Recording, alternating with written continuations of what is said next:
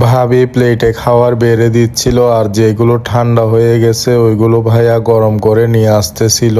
রাতে তখন প্রায় 1টা বাজে, চারিদিকে অন্ধকার। রিক্সা নিয়ে ভাইয়ার বাসায় চলে গেলাম। প্রথমে একটা শরবত দিল, এত মজা হয়েছে। খাওয়ার পরে ভিডিও করলাম। আমি যাওয়ার সাথে সাথে খাওয়ার টেবিলে বসে পড়লাম। হাঁসের মাংস রান্না করছে, গরুর কলিজা রান্না করছে, আর ছিল গরুর নলা। খিচুড়ি ভাবি প্লেটে বেড়ে দিচ্ছিল, তারপর গরুর কলিজা বোনা দিল, তারপর হাঁসের মাংস তুলে দিচ্ছিল। সব আমার প্লেটে এক এক করে বেড়ে দিচ্ছিল।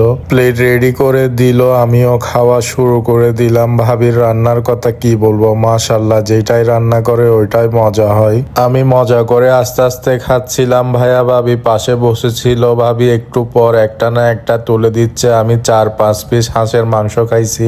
ভাইয়া ভাবির সাথে কথা বলতে বলতে আমার খাওয়া চলতেছে। এদিকে খেলা শুরু হয়ে গেছে, ফ্রান্স আর স্পেনের খেলা। খাইতে খাইতে অনেকক্ষণ মোবাইলে খেলা দেখলাম। এরপর অফিসে চলে আসলাম। স্পেন জিতে গেছে, ফ্রান্স হেরে গেছে। আজকের ভিডিও এখানে শেষ করতেছি। আল্লাহ হাফেজ, আসসালামু আলাইকুম। দেখা হবে অন্য কোনো ভিডিওতে।